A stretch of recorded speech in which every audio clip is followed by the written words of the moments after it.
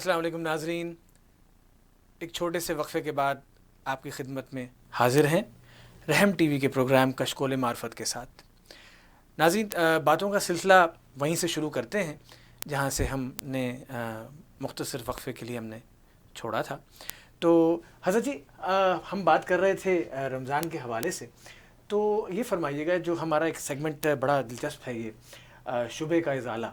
تو آج کل ایک عجیب و غریب میں بات دیکھ رہا ہوں، اور ہمارے کالرز نے بھی مختلف میسیجز کے تھرو ہمیں یہ انفارم کیا کہ یہ اسلام ہمارا دین فطرت ہے، اور اچانک اس ماہ مبارکہ میں اللہ تعالیٰ کی طرف سے ہمیں ایسے احکامات ہیں کہ ہم ایک لخت جیسے ہی چاند کا اعلان ہوتا ہے تو ہمارا بالکل ایک طور طریقہ بدل جاتا ہے، اور بالکل فطرت کے ہم منافی ہو جاتے ہیں۔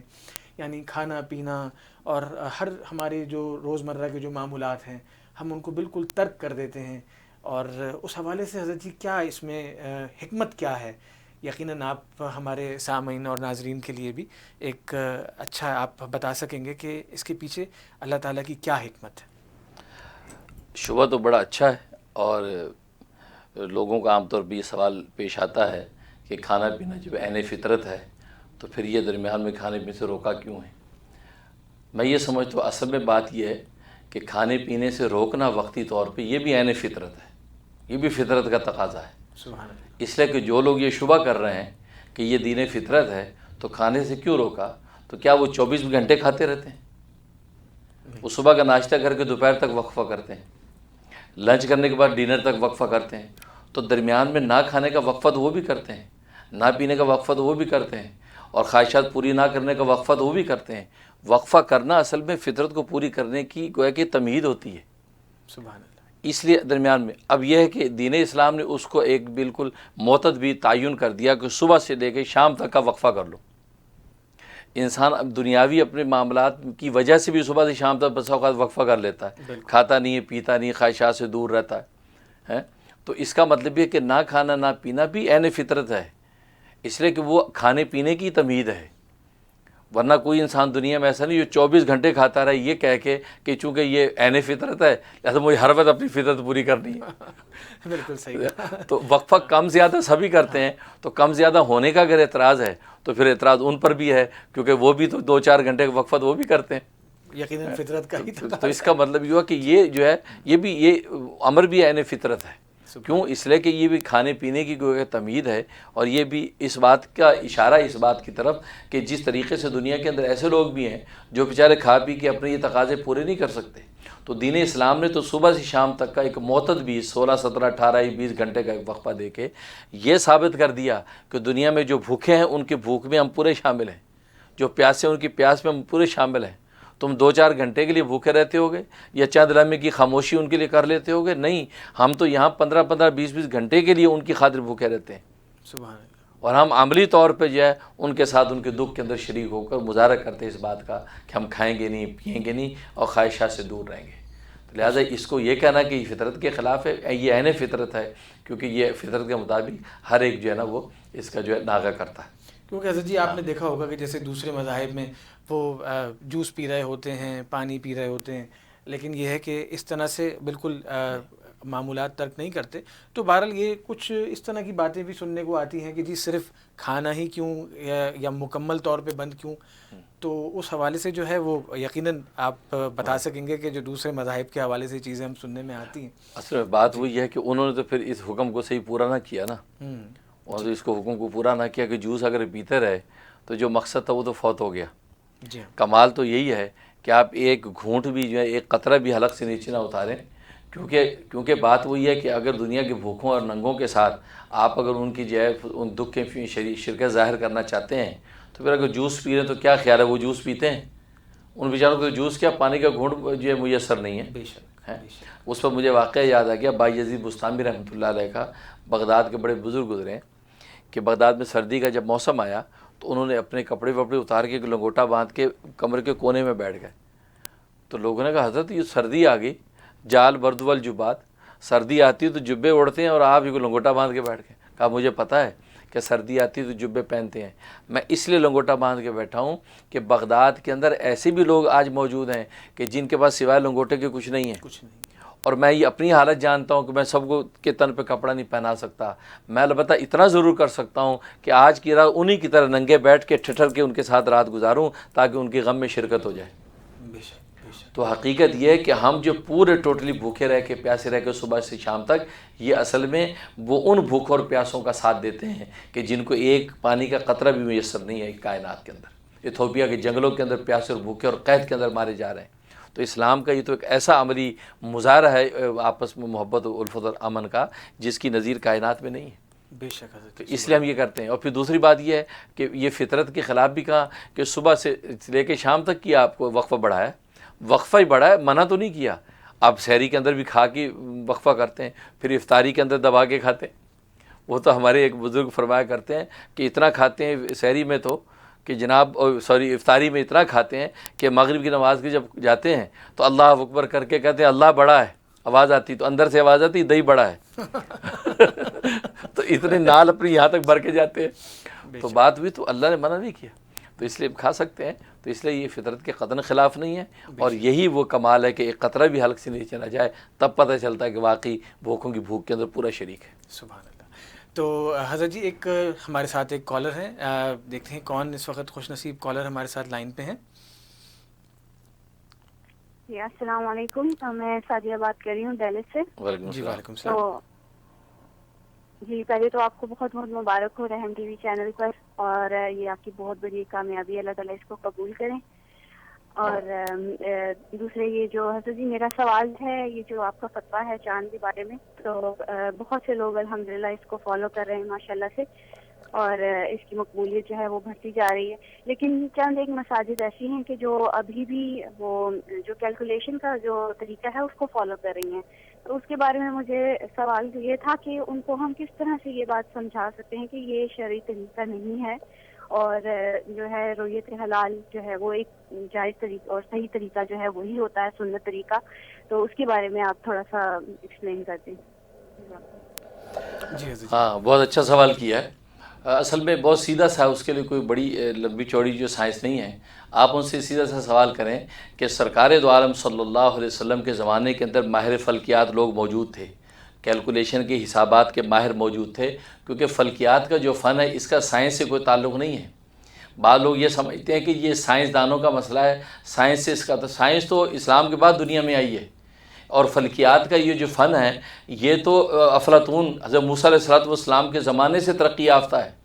اور وہ مشہور جو واقعہ افلاطون کا آتا ہے کہ افلاطون چھوٹا بچہ تھا اور سامنے ان کے جو حضرت جبرائیل علیہ السلام بیٹھے ہیں، اور حضرت جبرائیل علیہ السلام نے افلاطون سے پوچھا تھا کہ تو اپنے یہ اشکال جو ریاضی کی اشکال بنا کے بتا کہ اس وقت جبرائیل فرشتہ کہاں ہے. تو چھوٹا بچہ تو اسے اشکال بنا کے بتایا، کہا کہ یا میں ہوں یا تو ہے. ظاہر میں تو ہوں نہیں، تو ہی ہے جبرائیل.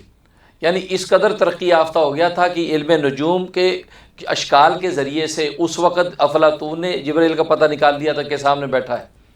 تو یہ فن تو اس وقت سے اپنے عروج پر ہے، چنانچہ نبی پاک صلی اللہ علیہ وسلم کے زمانے میں اور آپ سے 2500 سال پہلے وہ ترقی یافتہ ہے.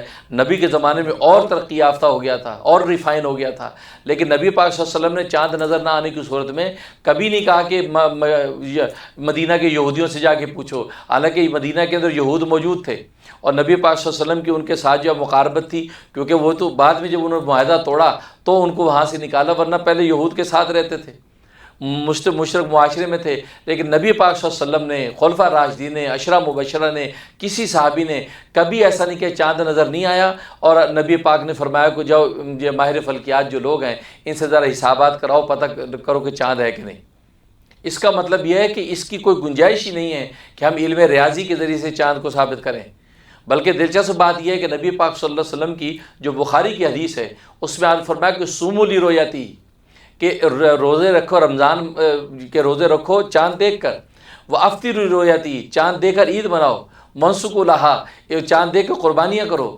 اور آگے فإن غم علیکم، اگر تم پر چاند جو ہے وہ چھپ جائے، کس کی وجہ سے؟ بادلوں کی وجہ سے، کہ بادل آ گئے چاند کے اوپر، یا دخان اور جو ہے وہ دھواں آ گیا اور تمہیں چاند نظر نہیں آ رہا، تو فرمایا کیا فرمایا؟ فَكَمِّلُوا 30 يَوْمًا، اپنے شعبان کے یا رمضان کے 30 دن پورے کرو. اب یہاں پہ جو فرما رہے ہیں کہ بادلوں کے پیچھے چاند ہے اور تمہیں نظر نہیں آ رہا، کیونکہ ہو سکتا ہے کہ اس کا وجود چاند کا ہو اس کے پیچھے، لیکن نبی پاک نے اس کے وجود کا اعتبار نہیں کیا کہ ہوتا پھرے چاند بادل کے پیچھے چاند ہوتا رہے، لیکن چونکہ ظہور اس کا نہیں، ہمیں نظر نہیں آ رہا، لہذا آپ نے فرمایا 30 دن شعبان کے پورے کر کے اس کے بعد اپنا رمضان مناؤ۔ تو آپ نے تو اتنی بھی گنجائش نہیں دی کہ ہو سکتا ہے بادل کے پیچھے چاند ہو، کہا کہ ہو، کیونکہ ہمیں نظر نہیں آ رہا۔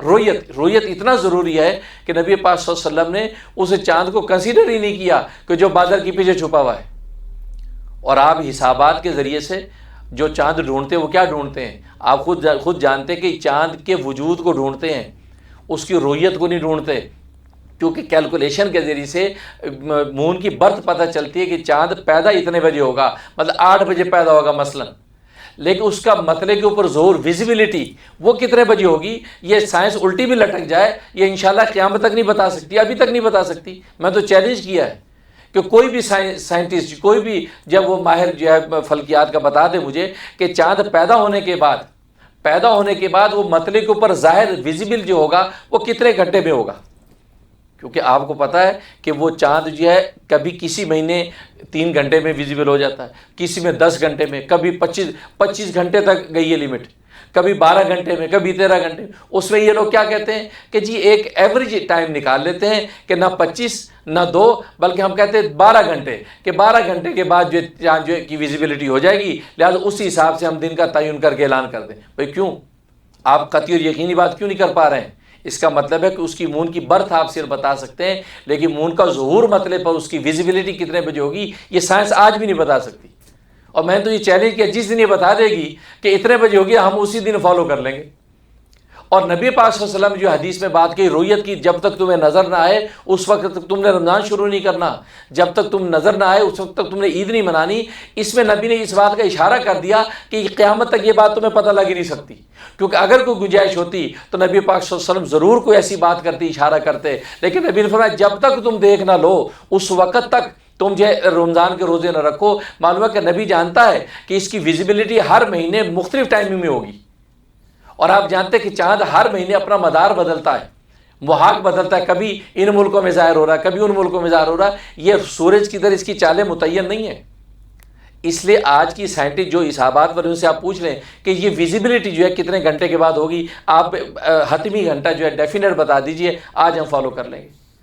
الحمدللہ وہ آج تک اس کو ثابت نہیں کر سکے، اس سے نبی نے جو رویت کا حکم دیا وہ اسی لیے دیا ہے کہ چاند ہر مہینے اپنی جو ویزیبلٹی کی ٹائمنگ بدلتا ہے، لہذا آپ اس کی رویت پر ہی فیصلہ کریں، ورنہ رمضان یا عید نہیں منانے کی اجازت نہیں۔ 30 دن پورے کر کے اب آپ آگے بڑھیں۔ سبحان اللہ۔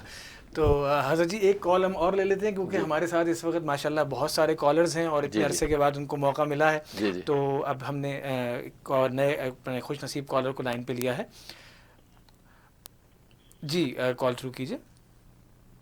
ہلو جی السلام علیکم، جی کون بات کر رہے ہیں؟ جی وعلیکم السلام سر، میں مقصود عرض کر رہا ہوں کینیڈا سے سر۔ جی ماشاءاللہ، مبارک ہو آپ کو رمضان کی بھی ماشاءاللہ۔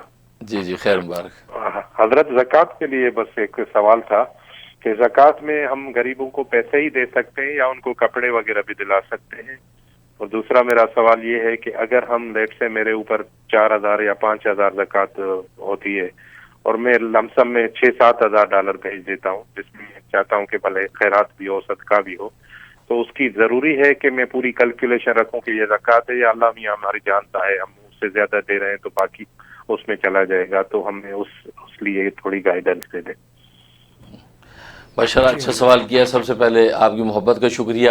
ظاہر یہ پروگرام کشکول معرفت آپ ہی کے لیے شروع کیا ہے اور امید ہے انشاءاللہ آپ کے لیے نافع ہوگا۔ باقی جو زکوٰۃ کے بارے میں سوال کیا تو زکوٰۃ میں یہی ہے کہ آپ جو ہے نا وہ زیادہ دے دیں کوئی بات نہیں۔ اگر آپ کو یہ ڈیفینیٹ پتہ ہے کہ 4,000 کے قریب میری زکوٰۃ بنتی ہے، آپ $6,000 زکوٰۃ کے اندر نکال رہے ہیں تو 4,000 تو زکوٰۃ کے اندر کاؤنٹ ہو جائے گی، اور باقی جو 2,000 وہ آپ کی طرف سے صدقات اور خیرات کے اندر کاؤنٹ کر لیے جائیں گے۔ تو زیادہ دینے میں مذائقہ نہیں ہے، کم نہیں دینی چاہیے، زیادہ آپ بالکل دے سکتے ہیں اور قابل اجر و قابل ثواب ہے۔ جی تو حضرت جی بہت ماشاءاللہ آپ نے مفصل آپ نے جواب عنایت فرمایا، اور میں سمجھتا ہوں کہ ہمارے جو کالر ہیں ان کو بھی تشفی ہو گئی ہوگی۔ تو ناظرین ایک چھوٹے سے بریک کے بعد ہم دوبارہ سلسلے شروع کرتے ہیں اپنی گفتگو کا حضرت جی کے ساتھ. تو ناظرین آپ رہیے گا ہمارے ساتھ رحم ٹی وی کے ساتھ، اور ملتے ہیں ایک چھوٹی سی بریک کے بعد.